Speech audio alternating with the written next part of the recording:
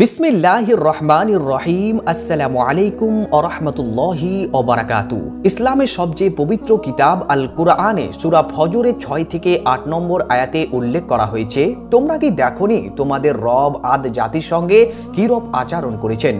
ইরাম গোত্রের সঙ্গে যারা ছিল সুউচ্চ স্তম্ভের অধিকারী, যার সমতুল্য কোনো দেশের সৃষ্টি করা হয়নি। এখানে উল্লেখ করা হয়েছে 1000 স্তম্ভের শহরের, অথবা অন্য কথায় বললে 1000 স্তম্ভের শহর। এটি একটি এমন উন্নত শহর ছিল যা নিজেই এক বিস্ময় ছিল, আর যা আজ থেকে 1000 বছর আগে একটি এমন জাতি তৈরি করেছিল যারা শুধুমাত্র প্রযুক্তিগতভাবেই নয়, বরং তাদের উচ্চতা ও চওড়া আজকের মানুষের চেয়ে অনেক বেশি বড় ছিল। এখানে লক্ষণীয় বিষয় হলো এই বিস্ময়কর শহরের উল্লেখ শুধু কোরআনেই নেই, বরং বিভিন্ন যুগের বিভিন্ন ধরনের কিতাবেও পাওয়া যায়। দর্শক মণ্ডলী, হোক তা মুসলিম স্কলার, ঐতিহাসিক কিংবা ইউরোপিয়ানদের বইয়ে, মানে অনেক জায়গায় এই শহরকে ব্যাখ্যা করা হয়েছে। আর এটাই সেই কারণ যার জন্য গত কয়েক শতাব্দী ধরে অসংখ্য মানুষ এই হারিয়ে যাওয়া শহরের ধনসম্পদ অর্জনের জন্য একে খুঁজে বেড়ার অক্লান্ত পরিশ্রম করছেন। এবার যদি আমরা প্রকৃত ইতিহাসের দিকে ফিরে যাই, তবে এই শহরে তৈরি করা জাতি ছিল আরবের একটি জাতি, যারা প্রায় আজ থেকে 1000 বছর আগে বসবাস করত, আর যাদেরকে সাধারণত কওমে আদ নামে ডাকা হতো।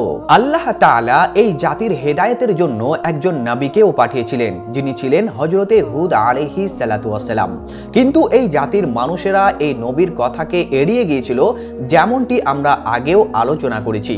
শারীরিক দিক থেকে এই জাতির লোকজন খুবই শক্তিশালী এবং অন্যান্য মানুষের তুলনায় অনেক বেশি লম্বা এবং চওড়া ছিল। তারা এতটাই শক্তিশালী ছিল যে যেই পাথর আজকের অনেক মানুষ মিলে তুলতে পারে না, সেই পাথর তারা একাই তুলতে পারত এবং তা দূরে ছুঁড়ে ফেলে দিতেও পারত।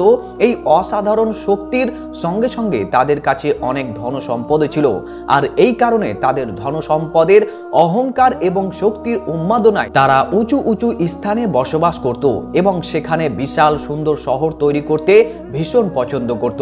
এখানে আরো একটি আকর্ষণীয় বিষয় হলো, ভালোই লক্ষ লক্ষ বা কোটি কোটি মানুষ এমন থাকবেন যারা এই শহরে কিংবা এর সঙ্গে সম্পর্কিত সমস্ত বিষয়গুলোর উপর বিশ্বাস রেখে থাকেন, কিন্তু তবুও পৃথিবীতে একটি বড় গোষ্ঠী এমন ছিল যারা এই শহর এবং এর সঙ্গে সম্পর্কিত সব কিছুকেই শুধু গল্প বলেই মনে করত। হ্যাঁ সুপ্রিয় দর্শক মণ্ডলী, কিন্তু এরপর সময় এলো 1984 সালের, আর ঠিক তখন 1984 সালে এমন কিছু ঘটলো যা এই শহর সম্পর্কে সাধারণ মানুষের দৃষ্টিভঙ্গিকে সম্পূর্ণভাবে বদলে দেয়। কারণ এই সময় যা ঘটেছিল তা হলো, এই বছরের অর্থাৎ 1984 সালের বিশ্বের বিশেষজ্ঞরা স্যাটেলাইটের সাহায্যে হাজারো বছর পুরনো এই শহরের কিছু চিহ্ন বা নিদর্শন খুঁজে বের করতে সক্ষম হয়েছিলেন। আর এই চিহ্নগুলো পাওয়া গিয়েছিল আরবের 4 টান মরুভূমি অঞ্চল, যাকে রূব আল খালি বলা হয়ে থাকে। যদি আপনাদের জানা না থাকে তাহলে আপনাদেরকে জানিয়ে রাখি যে এই রূব আল খালি নামে পরিচিত মরুভূমি অঞ্চলটি আজকের হিসাবে পৃথিবীর সেই এলাকায় যেখানে ইয়েমেন, ওমান, সংযুক্ত আরবে আমিরাত এবং সেই সঙ্গে সৌদি আরবের দক্ষিণ একটি বড় অংশ এর সঙ্গে সংযুক্ত রয়েছে। সুপ্রিয় দর্শক মণ্ডলী, আপনাদেরকে আরো জানিয়ে রাখি যে অনেক ঐতিহাসিক এটি মনে করে থাকেন যে হযরতে নূহ আলাইহিস সালাতু ওয়াস সালামের 4র্থ প্রজন্মে জন্মগ্রহণ করা একজন ব্যক্তির নাম ছিল আদ, এবং পরে এই ব্যক্তির বংশধরের কওমে আদ নামে ডাকা হয়। আর এই শক্তিশালী এবং ধনী জাতি তাদের পূর্বপুরুষদের একজন মহান ব্যক্তিত্বের নামে এই উন্নত এবং শক্তিশালী শহরটি তৈরি করেছিল। আর সেই মহান ব্যক্তি ছিলেন হযরতে নূহ আলাইহিস সালাতু ওয়াস সালামের নাতি, যার নাম ছিল ইরাম। আর ইরামের নামে এই শহরের নামকরণ করা হয়েছিল ইরাম বা ইরামা জাতুল ইমাদ। এখানে আরো একটি ইন্টারেস্টিং বিষয় হলো, এখানে অনেক ঐতিহাসিক মনে করে থাকেন ইরাম নামের এই শহর বা এটি গড়ে তোলা জাতি কওমে আদের একটি সংযোগ ইসলামের ইতিহাসে একটি অত্যন্ত পরিচিত এবং কুখ্যাত রাজা সাদ্দাদের সঙ্গে রয়েছে। হ্যাঁ সুপ্রিয় দর্শক মণ্ডলী, তাদের মতে ইরাম নামের এই শহরটি এমনই এক সময়ে বাদশাহ সাদ্দাদের নামে নির্মাণ করেছিলেন। ইসলামী ইতিহাসের একটি বিখ্যাত কিতাব তাবা কাদের নাসিরিতে উল্লেখ করা হয়েছে যে আবদিন আউসের দুই পুত্র ছিল সাদি বা সাদ্দাদ। তারা সময়ের সঙ্গে সঙ্গে অত্যন্ত শক্তিশালী এবং ক্ষমতাবান হয়ে উঠেছিল। এতটাই শক্তিশালী ছিল যে তারা তাদের সময়ে আশেপাশের সমস্ত জাতিকে খুব সহজেই পরাজিত করতে সক্ষম হয়েছিল। তো সাদিদ আর সাদ্দাদের মধ্যে প্রথম ভাই সাদিদের মৃত্যু হয়ে যায়, আর যার পর সিংহাসনে বসে তার ভাই সাদ্দাদ। সাদ্দাদ তার শাসনকালে তার সাম্রাজ্যকে উন্নতির চূড়ান্ত সীমায় পৌঁছে দিয়েছিল। কিন্তু সুপ্রিয় দর্শক মণ্ডলী, সমস্যার বিষয় ছিল সাদ্দাদ ছিল অত্যন্ত নিষ্ঠুর এবং অহংকারী। সাদ্দাদের বিভিন্ন কিতাব পড়ারও অনেক শখ ছিল, কিন্তু ক্ষমতার নেশায় সে নিজেকে যেন সৃষ্টিকর্তা মনে করতে শুরু করেছিল। যখন সাদ্দাদ বিভিন্ন বইয়ে সৃষ্টিকর্তা তৈরি জান্নাত সম্পর্কে জানতে পারে যে কিভাবে মৃত্যুর পর সৃষ্টিকর্তা মানুষকে জান্নাত এবং জাহান্নামে পাঠাবেন, তখন তারও মনে হয় ঠিক একই ধরনের একটি জান্নাত সেও তৈরি করবে। এরপরও সাদ্দাদের সাম্রাজ্যের একটি অংশ, যা সে সময়ে মরুভূমি ছিল না বরং সবুজ শ্যামল এবং এই বাগানে পরিপূর্ণ ছিল, মানে এই ইরাম শহরে তার নিজের জান্নাতের ভিত্তি স্থাপন করে এই নিজের জান্নাত বা ইরাম শহর তৈরি করার জন্য সেই সময়ে সমস্ত সম্পদকে ঢেলে দেওয়া হয়েছিল। সুপ্রিয় দর্শক মণ্ডলী, এটি তৈরি করার কাজ কয়েক সপ্তাহ, কয়েক মাস বা কয়েক বছর নয়, বরং শত শত বছর ধরে চলেছিল।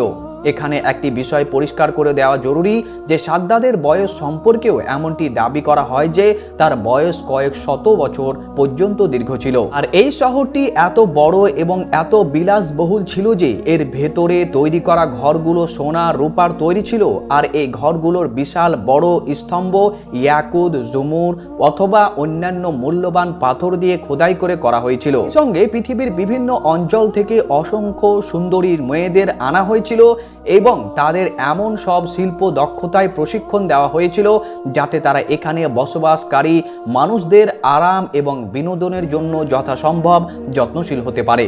ভোক্তা মদ, মধু, দুধ বা কোনো বিলাসবহুল পানীয়, এই সব কিছুকেই এখানে এনে সাজানো হয়েছিল। এমনকি এই শহরে খাল এবং নালাও তৈরি করা হয়েছিল যেগুলো এই শহরের প্রতিটি বাড়ির ভেতরে প্রবাহিত হতো, আর এই খালগুলোর তীর বরাবর সোনা এবং রূপা তৈরি কৃত্রিম গাছ স্থাপন করা হয়েছিল, যা এই শহরের সৌন্দর্যকে বহুগুণে বাড়িয়ে তুলত। সাদ্দাদের এই আর্টিফিশিয়াল জান্নাত এতটাই সুন্দর এবং এতটাই অদ্ভুতভাবে নির্মিত হয়েছিল যে সে সময় গভীর অন্ধকার রাতেও এটি মাইলের পর মাইল দূর থেকে জলজল করতে দেখা যেত। ঐতিহাসিকরা মনে করে থাকেন এই আর্টিফিশিয়াল জান্নাত বা ইরাম শহর নির্মাণ করতে প্রায় 2.5 থেকে 300 বছরের দীর্ঘ সময় লেগেছিল, আর এই পুরো সময়টা সাদ্দাদ অত্যন্ত অস্থিরতার সঙ্গে কাটিয়েছিল, কারণ তার স্বপ্ন ছিল এই শহর সম্পূর্ণ তৈরি হওয়ার পরেই একবার নিজের মতো করে এটিকে দেখে নেবে। কিন্তু সুপ্রিয় দর্শক মণ্ডলী, দীর্ঘ সময়ের পর যখন এই আর্টিফিশিয়াল জান্নাত বা শহর তৈরি সম্পন্ন হলো,